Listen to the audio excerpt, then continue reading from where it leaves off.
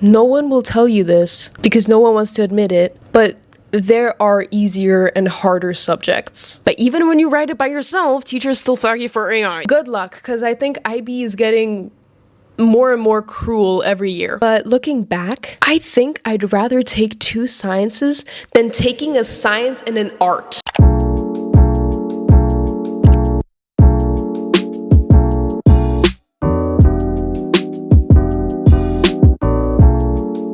Hi, for those of you who don't know me, I'm Val and I just graduated high school, and welcome to my channel. Today I'll be talking about what IB is, everything you need to know, and my experience. This video might be a little bit biased, but it's still quite useful to everyone who's about to start IB. Maybe you just started IB, or even if you're halfway through, or even if you're gonna take IB in 2 years, this video is still incredibly useful to you. It's a video that I wished I watched before IB and everything I wish I knew. Warning, I might crash out when talking about HL physics and HL art. Okay, so I even have a little notebook to explain to you guys all the details of IB, at least my experience. So I just graduated high school like a little more than a month ago. I did IB MYP from grade 6 to the end of grade 9. I did 1 year of IGCSE but didn't sit the exam because I only did 1 year. And the rest of my high school for 2 years I did IBDP. So what is the IB? Well, in simple terms from my experience, is the 7th ring of hell. Okay, well, it's this high school diploma program that tortures children. Okay, in all seriousness, it's just basically this exam board that allows you to take an exam that's accepted in most universities in the world. So with an IBDP diploma, you can pretty much apply to all universities in the world, so you're not limited to just the US or just the UK or just China or just whatever country you're in, which I think is the biggest advantage of IB, or like the only advantage of IB. Once again, on a serious note, it does explore subjects from a really different lens than other traditional methods, and it's an interesting system to say the least. But in student terms, you just basically do more research papers. You have a variety of subjects from different subject groups. So you do, for example, sciences and arts and maths and languages all at once. So it does give you different career options. So it's basically a system that doesn't limit you to anything. So for all IB subjects, they have standard level and higher level. Standard level means basically it's kind of like the foundation. So everyone that takes high level, they're gonna learn all the same content as standard level and other stuff, which is really hard topics basically. So for example, if it was physics, standard level would still do kinematics and mechanics, but in that same unit for higher level we have relativity. For humanities, they're relatively similar, but once again you just have less content and standard level. And for arts, they're quite similar. So standard levels are usually the subjects that you must take and you don't really have a choice and you don't want to take it. And for your high levels, it's what you want to pursue, because a lot of universities, they require your high levels to be what course you want to study. I'm out of breath.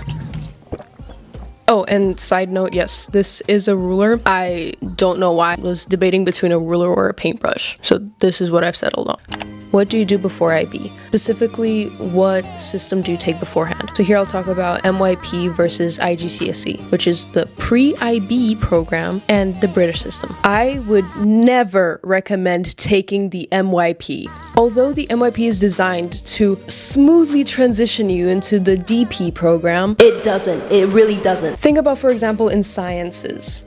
The sciences you do in MYP are just experiments that you write down. Me personally, all I remember from MYP sciences, which is the pre-IB program science, is doing random lab experiments and writing reports on it. In IBDP, you have specific science groups. You have physics, chemistry, biology, and many other sciences. MYP grouped science, where you do little experiments, is not enough to take that, especially at high level. Yes, that MYP experience of writing lab reports does help at some points, for example when you're writing your IA, but in the grand scheme of things, it's really not enough to prepare you for IB. Although from my experience I did miss 1 year of MYP, but 4 years of MYP was still enough to tell me that it's not enough. So I'll talk about what subjects I chose a bit later on and how to choose subjects, but basically if you want to take, for example, a high-level math or a high-level physics, or honestly any high level, I don't think MYP is enough. Your first year will be hell, because you're learning a lot of the basics from scratch, especially especially if you transition schools. However, the IGCSE program, if you take that before the IB, I would say you're much more prepared to take the IBDP rather than those MYP students. The content studied in IGCSE is way stronger than in MYP. You have all three sciences, and even if you do combined sciences, it's still more than MYP. You have different humanities, you have multiple subjects that you do that can be easily transferable to IB. And that foundation content that you already have is going to be incredibly useful in IB. Your first year, you're going to actually be able to spend time on the harder topics in the diploma program that you don't know. But if you did the MYP, you'd basically have to start everything from scratch. For example, there's no economics, there's no history, there's no psychology in MYP, but you can take those subjects in IGCSE to prepare you for the IB. However, some people would argue that in MYP you learn how to do all those reports, and that's your advantage in IBDP. But realistically, now with ChatGPT, anyone can write a report. Okay, well, on a serious note, kind of. You do know, for example, in Criterion Ds and Criterion Cs, those assessments we had in MYP where you had to write like lab reports, research papers, they were much easier than the ones you do in IB. A 3-page statistics report is not an IA. So although those research skills do help, they're not enough. Compared to the stuff they study in IGCSE and how that's transferable, it's not the same. So anyways, my endpoint with MYP versus IGCSE before IB is with MYP, you'd have to do much more self-studying, especially in your first year of IB because you lack that foundation for many subjects. But with IGCSE, you have a lot of the base knowledge already. Additionally, with IGCSE, you already have that exam mentality. For those of you who don't know, MYP, which is the IB MYP middle years program, it does not have examinations. You do not have a exam hall that you sit proper exams in. Yes, you have assessments throughout the year, like unit tests, that some schools do take really seriously, but it's still not that same exam atmosphere. You do not go into a big sports hall that has tables 1 meter apart and you're all timed and you all have to have your candidate name. It doesn't have that. But IGCSE prepares you well to take an exam. You already know how to sit an exam after IGCSE. With MYP, you don't. So my first mid-course exam in IB was my first ever exam. So guess how that went. However, if you do like SATs and other tests outside of school, I guess that kind of cancels out. Okay, now subjects. IB has 6 different subject groups. So you have your studies in language and literature. You have individuals and societies, mathematics, the arts, sciences, and language acquisition. And you have EE, TOK, and CAS on top of that. What are all of those names? That was my first question when I entered IB. I was asking myself, what is all of this? What are the rules? So studies in language and literature. This is your language A, your mother tongue, basically. It's a language that you do that you're confident in. Don't take studies in language and literature with a language that you kind of speak. You're going to be reading books. You're going to be having to do a 10-minute presentation in IO, sit 2 or 3 exams based on the subject, and write a ton of essays on this. So if you're not fluent in this language, don't choose it for your language A. Next, you have language acquisition. So this is your language B. Some people do take a bilingual diploma and do take a second language A, but from everyone I know that took 2 language A's, they had a really hard time. So me personally, from my experience, I would strongly recommend you take 1 language A and 1 language B, or ab initio. So ab initio languages are ones that you start from scratch in IB. You've never learned this language before, and some schools do track down the languages you've learned before. So for example, if I took Spanish for a year in middle school, they're not going to let me take it in IB for ab initio. But some schools don't care.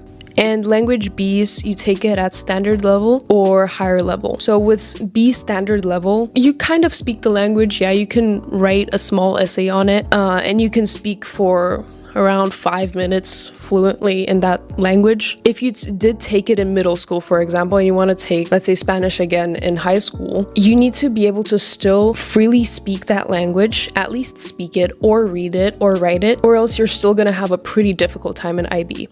And if you want to take a B high level language, basically, if you're about to take language A, like it's your mother tongue, but you don't really read books, you don't really write, you don't really study it, but you're really fluent in this language and you grew up talking it, you still kind of read the books, you still freely talk with this language, then you'd probably take B high level. For example, if I did French for 2 years in IGCSE and I know how to write it, I speak it well, I would still probably take it at B standard level, simply because I don't have enough experience in the language to take it at high level. At higher level, at least for most languages, you would still have to read some literature. You would have to write way more for your written assessments, and your speaking assessment would be way harder than the standard level one. So I took Chinese standard level. I'll again speak about the subjects and how I chose the subjects much later, but I chose Chinese at standard level, and our speaking assessment was describing a picture. So if you can do that freely speaking and you get questions on different themes after that, then take standard level. If you know way more of the language and you freely read it, so my problem was I don't read or write Chinese really well, so I didn't take it at higher level. You would take it at higher level if you can read and write and speak, but if you don't, then it's probably better to take it at standard level if you have the option. Because some schools bear this in mind. For example, some schools, you take a language at second language rather than foreign language in IGCSE before taking the IB, they will not let you do standard level. Some schools really care about this, but some don't give it.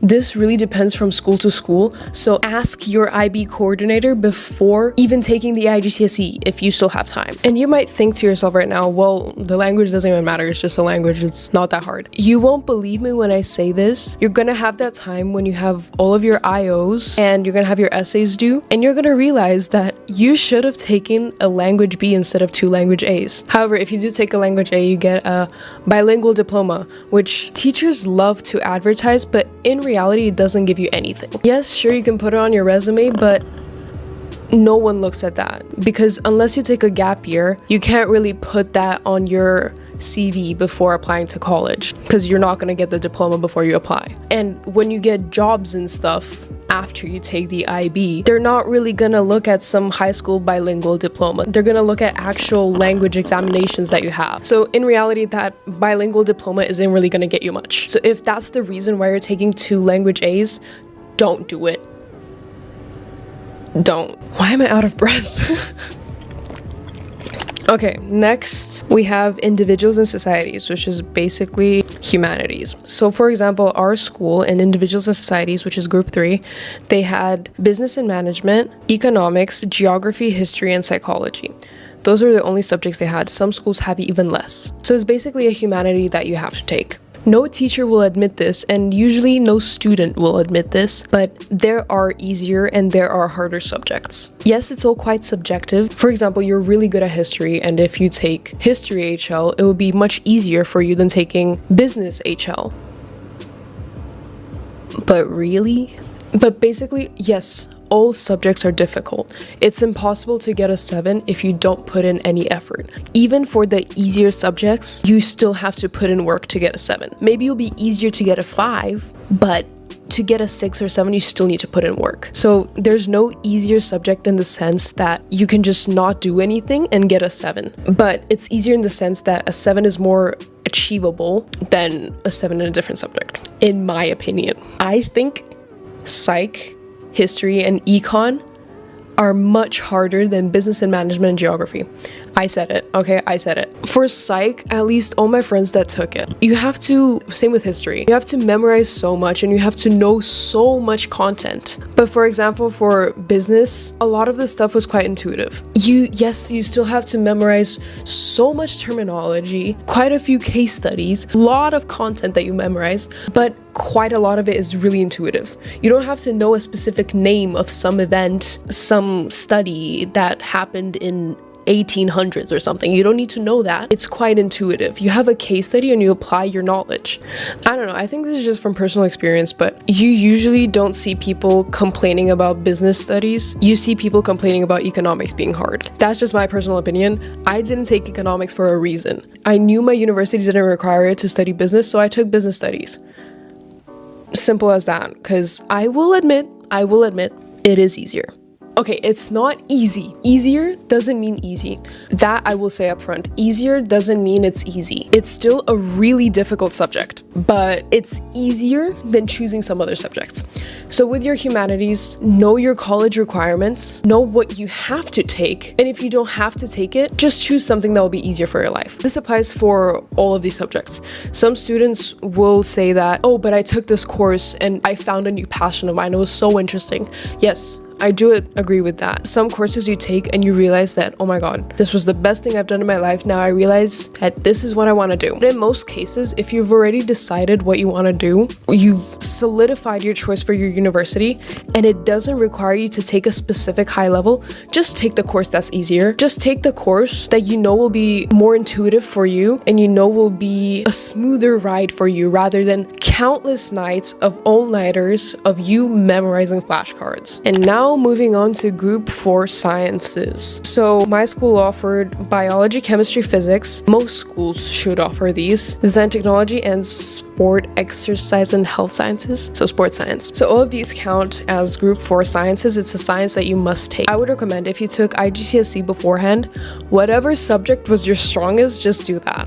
If you don't know what field you want to go into and you have to take a science, just take whatever was strongest in GCSE. If you took MYP, know what you need for university. If you don't need to take a high-level science, I would strongly recommend you do not take it, because why would you do that to yourself? There are some sciences that are way more interesting in a sense to learn, because the IB science system is pretty interesting. The topics you do learn, especially now with the new syllabus, is way more interesting than a lot of other education systems' sciences. A lot of my tutors that taught A-level AP and IB sciences, they said that the IB one was the most interesting for them to teach. It was the most in-depth and broad and the most applicable as well. So it is an interesting course if you're a nerd. It's the most interesting course that you could take if you do love the sciences. So for example, I was really passionate about physics before doing the IB. I didn't have much experience in physics, but I loved it. And I was thinking that, oh, the IBDP system is designed so that you could take it from zero. So I took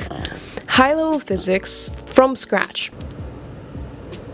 Boy, oh boy, I was wrong about MYP being a good foundation for a DP. Unless you want to die and you want to lower your overall IB score, I would strongly not recommend you taking a high-level science from scratch. Unless you do a lot of work the summer before you do IB, you have a really good tutor that you're willing to pay, and you know the teacher in your school is really good. I don't think that was my case. So yeah, that's sciences. You must take it either at standard level or high level in one of those sciences. Pretty self-explanatory, I feel like. And I have group 5 maths. So maths in IB is a special thing. You have AA maths, which is analysis and approaches, and you have AI maths, which is, I'm looking online, it says applied intelligence, but I'm pretty sure it stands for analysis and interpretations.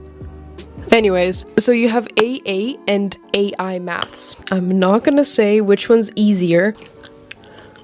I'm not gonna say it because it's gonna offend a lot of people, but do your research and know which one you have to take. If you don't need to take AA high-level maths and you're not that interested in maths, don't take it.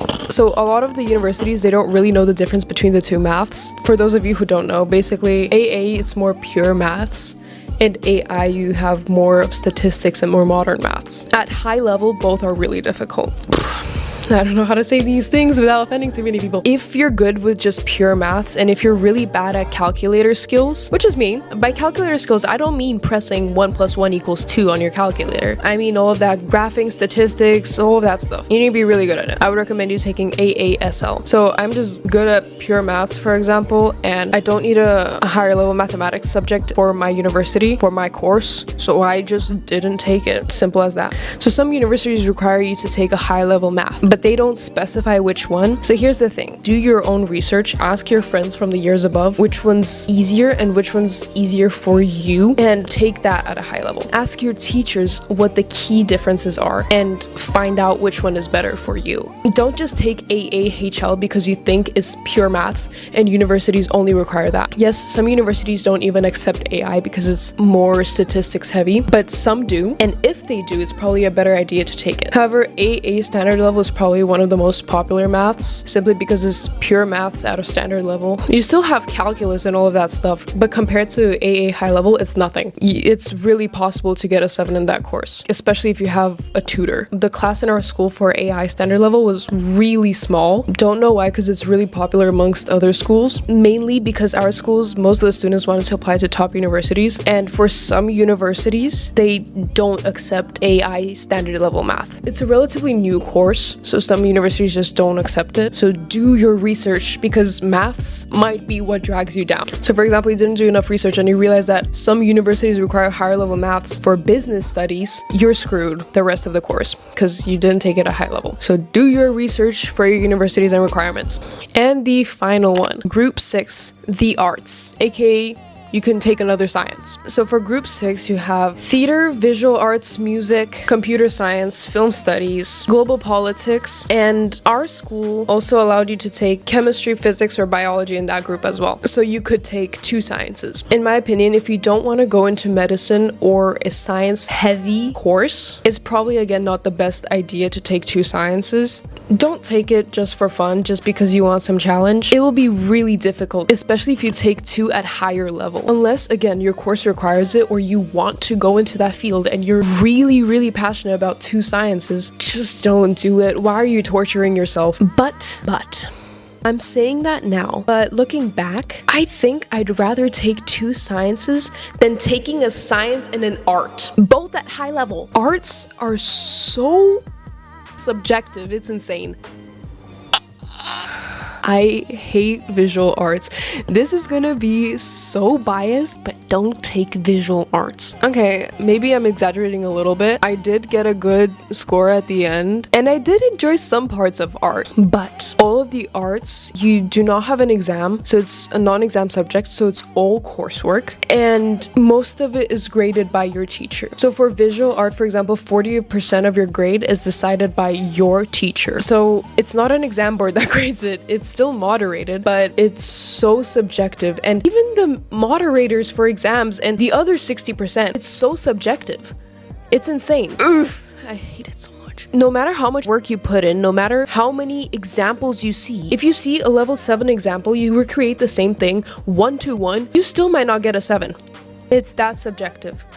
Yes, you have little loopholes that you can fall into, so this goes for, I feel like, all the arts, because after talking to many of my friends from music and theater and film, it's really similar because your assessments are quite similar in the criteria sense. So it's possible to get a 7, it's really possible to get a 7, but you need to know the criteria like the back of your hand. You need to know all the ins and outs of the subject so well that you can prove your teacher wrong. But if you start proving your teacher wrong, they're gonna hate you and they're gonna give you a bad score because it's subjective and they just don't need an explanation. That's my take on it. With that said, it's a great course. That I will say, it's a really good course. It's super subjective and it's difficult in a really different way than sciences, for example, but it's difficult, okay? You need to be ready to put in hours of work, many all-nighters to meet deadlines, because your coursework throughout the 2 years is your exam. You can't just clutch up last minute and be like, okay, it's time to lock in. You need to lock in from step 1. Your first ever predicted grade in October or November in your first year is gonna be a huge factor in your final predicted grade, because teachers usually for coursework based subjects, they don't like to jump between grades too much. So you need to lock in from the first moment of your class in your arts. Oh, and for arts, between standard level and higher level, there's not much difference. I'm gonna be honest with you, if you're gonna take an art, might as well take it at high level, because at least you can say that you're doing it at high level art. But if you do it at standard level, you just get a little bit less work. At least that's how it worked in my school, and considering the syllabus, it's really similar. At least for visual arts, it's really similar. You just have to do slightly less slides for one of your main coursework. You can do slightly less pieces for your exhibition. Overall, it's really similar. If you're gonna be putting in that much work for a standard level subject, might as well put in like 10 more hours of that work to do it at high level. I think that's how it is. Or else you might as well take 4 high levels, because It's really similar. In group 6, you can't take a science, but some schools don't offer it. So again, talk with your IB coordinator and figure it out, because some schools can't arrange 2 sciences at once, mainly because they're lazy. Which brings me to the point. Argue for your subjects that you want to take. I can't stress this enough. Your IB choices are what puts you into university. If your school's not letting you take a subject because the class is full, or they don't offer it, or they don't have enough teachers, argue for it. Especially if you're paying for a really expensive international school that does IB, argue for it. You can even file an official IB complaint saying that they're not capable of providing the IB system because they're not letting you take the subjects. So this happened with some of our students who couldn't take business and management because our class was full. We had 15 students. They could hire another teacher. I'm not a school principal, but like from a customer point of view, you can argue for it. Change schools. Honestly, your future is not worth those 3 friends that you have to stay in one school. Change schools if you need to, because your subjects are incredibly important. If you cry, if you argue, they need to let you switch. Threaten with legal action. I don't know. Literally threaten to file an official IB's complaints page, especially if they have the reason that, oh, we don't have enough teachers. That's your fault, not mine. I don't want to risk my future because you don't have enough teachers. That just means they're not in full capacity to run an IB system. So it's a legal complaint. So just don't be scared to argue for a subject because your teacher told you, oh, it's full. The hell? Be ready to argue for IB. And also when you want to change a subject changes, I would not really recommend it unless it's before the end of your first month of IB. By then you can still kind of change it, but think about this, right? They're gonna finish their first unit tests. For example, if your school starts in September, they're gonna finish it at the end of September. And that's how fast IB moves. So if you miss a whole unit, how will you catch up? So if you're gonna change your subjects, change them fast, especially if it's a subject that you've done 2 classes and you're like, yep, this is not for me, then change it fast. Don't wait for the last moment to change it because you're gonna miss too much of the subject you wanted to change to. So just change it now. Okay, now the 3 devils, EE, TOK, and CAS. What is that? I remember going into IB and thinking, what are these acronyms? Well, these acronyms are gonna ruin your life for the next 2 years, but they're the core of IB. They're the best thing about IB. There's an option to not take them, but you won't get the diploma. So EE stands for extended essay. You basically have to write a full essay or report, depending on the subject you take, on a random subject, preferably your high-level subject, which is a really long piece of paper. However, I know people hate the EE and it's the worst part of IB, but personally, I think it's the best part of IB in the sense that it teaches you the most. It's probably the thing that prepares you the most for university. You know how to write a well-written research paper and format it and do all the stuff you need to have a good essay. It's what separates IB with a lot of other systems. So take IB in the best way possible. Just don't go into it with the mindset of, oh, I don't want to do it. Go into it with the mindset of, if I do this right, this will help me in university. Everyone always says, do a subject for your EE that you're really interested in and you actually want to do, and do a topic that really piques your interest. Yes and no. You're gonna have to spend so much time on this stupid essay. It's gonna make you lose all of your interest for that topic. However, kind of, but not really. Because your EE is so specific that you're gonna lose your interest for that specific part of that topic, but not of it as a whole, because it still teaches you quite a lot. For example, I did business for my EE, business and management, and I did it for social media marketing strategy of Burberry. Basically, it made me lose all of interest for Burberry. I don't ever want to see that brand ever. I see it and I want to puke. I don't care about Snapchat marketing strategy. I don't care anymore. Okay, I don't care. However, for social media marketing, I'm still really interested in that topic, and that's what I want to do in university, marketing. And now I have this huge research paper that I can put in my resume saying that, look, I've done this. And I even talked about it for some of my personal statements. I think it's something that will make you stand out because it shows that you're really passionate about this topic and this course, that you write a whole research paper on it. So it is good and it is bad, but overall it's doable. It's okay. It's not as bad as some people stress it. TOK stands for Theory of Knowledge. It's an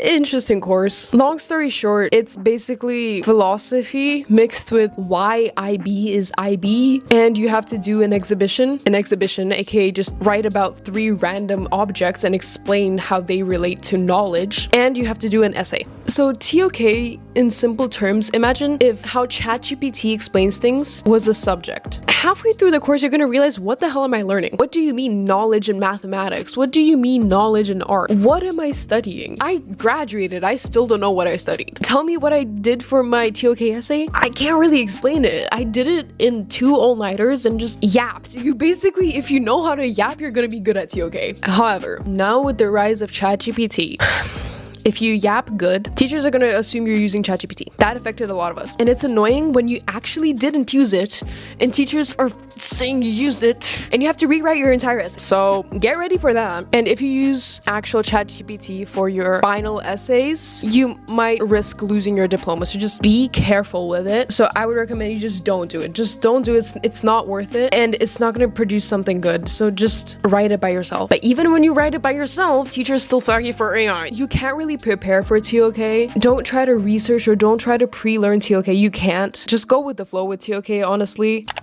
And finally, of the course, we have CAS, which stands for Creativity, Activity, and Service. Basically, it's like 50, 60 reflections plus a big project that you do throughout the 2 years. If you're a normal student, you would just document random parts of your life and call it CAS. I don't know, I baked something for my family. Service, creativity. And for your project, I don't know, like just don't spend too much time on CAS. If you don't pass CAS, you do fail your diploma, but it's relatively easy to pass. Just basically document all parts of your life that could potentially be CAS, document it and just write a bunch of reflections for it. And your reflections don't have to be super deep. Don't be that person that writes a 1,000 word essay for each reflection. Your CAS coordinator in your school will update you on when you have to have certain amount of reflections, and all of us will just do the reflections the night before they're due. They're not difficult to write, it's just CAS takes time. It's not difficult, it just takes time. If you're a student that doesn't have any extracurricular activities, then it will be really difficult. But if you have stuff outside of school, you'll be fine. You'll be fine. You could just always talk about that. And worst case worst, you can just make up some stuff. No one said that. No one said that. Don't quote me on that. So after all of that, what subjects did I take? I don't know why I left this for last, because this is probably the most interesting part for a lot of people. So for my standard levels, I took Chinese B, Mandarin, I took English A, Lang Lit, I took Mathematics AA. For my high levels, I took Physics, I took Visual Art, and I took Business Management. For my EE topic, I did Social Media Marketing for Business and Management. So those were my subjects.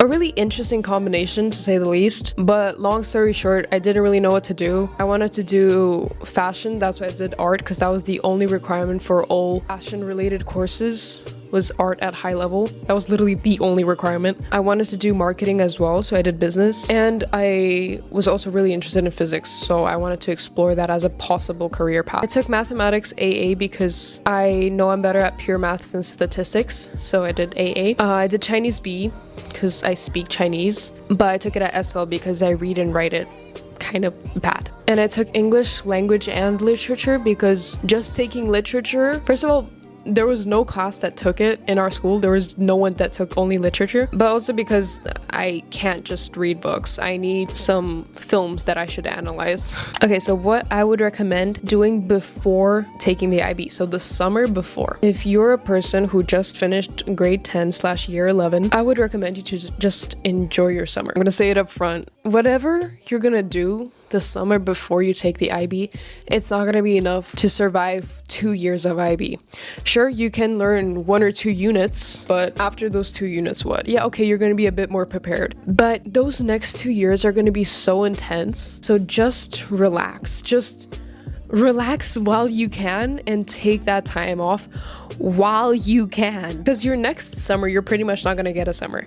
You're going to be grinding your EE, your CAS, your TOK essay, all your IAs. It's going to be a hell of a summer, so just enjoy this long vacation while you can. However, the only thing that you should do for school, I would recommend, is research universities if you haven't already. Specifically, not just universities you want to go to, but the overall course that you want to take. So just have a really wide selection of universities and check all the requirements they need. So see if there's any requirements that overlap and choose those courses as your IB courses, because those requirements is what's going to get you into university or not. For example, I'm going to be studying in Hong Kong and they have suggested subjects that you take, but most of them aren't mandatory. They look at the final score more than anything else. So for example, if I were to do IB again, I would take an easier subject rather than a harder one because it was suggested, so that my overall IB score would be higher than the one I had. But overall, don't panic too much. I know everyone says it's hell, even I said it's hell. It is hell. Just get ready for it. Honestly, it's bad, but I will say this. If you're not a procrastinator, if you do everything on time, if you pre-learn all your subjects, if you do a read-through before all of your lessons, you do read-throughs through all of the syllabus that you need, it will be easy. It will be okay. You'll survive. You'll easily survive if you're that type of person. But if you're normal, but if you're a type of person that does procrastinate, okay, at this moment, I want you to realistically ask yourself, do you do your homework the day it's assigned? Do you finish it the day it's assigned? If you said no, then IB will be quite challenging for you. And no matter how great your mindset is on 1st of September when your school doors open and you do all that homework that week, realistically, that's not going to happen for 2 years. Your first month is going to be great. You're going to be that student studying every day, pre-learning everything. But honey, those are your unit ones, the easiest units. So times that by 10, and that's how you're going to feel by the end of the year. So realistically, if you have different types, like really different types of subjects, such as arts versus sciences versus humanities as your high levels, aka me, it's going to be quite difficult. It's going to be hard. However, I will never say that IB is impossible. It's not impossible. It's more than possible. So many students score really high points, and if you put in the work, it's really possible. If you have the right teachers, it's possible. I hate to be the person to blame the teachers, but sometimes the teachers matter so much. So it really depends on you, how you study, and your teachers and your school. If you're willing to put in the work, you're gonna succeed in IB, and don't be too scared because it's gonna be fine. Okay, just relax, and whenever you're going to be having those mental breakdowns during IB, just take a step back and realize that most universities accept 24 above. Okay, so I just want you to take a step back and realize, especially European universities, okay, so if you fail to go to the US, Asia, or the UK, hell, you can go to Europe. Okay, so you always have a backup option with IB. IB opens so many doors for you. So if one option doesn't work, let's say you absolutely fail, you can still go to some universities. And if you don't take a gap year, life isn't over. We're just people on a floating rock, okay? It's not that deep. Just realize that it's not that serious and you'll be okay. I'm sure if you had the patience to watch this video and you clicked on this video, means that you want to succeed in IB. So that mentality is what's going to get you that far. If you know that you're going to succeed, you will succeed. So I hope this wasn't too discouraging. It was a bit biased, but it's all from my personal experience and my classmates' experience. So take it with a grain of salt. Everyone's experience is different, but everything will be fine. And thank you for sitting with me for so long and watching this video. If you enjoyed this video and if you found it useful, please leave a thumbs up down below. It really helps me. And please subscribe, and I'll see you guys in my next video. Good luck to all future IB students. Good luck for your exams for those who are already IB students. And congratulations to the class of 2025. If you watched this whole video, why are you still obsessed with IB? But thank you. So bye.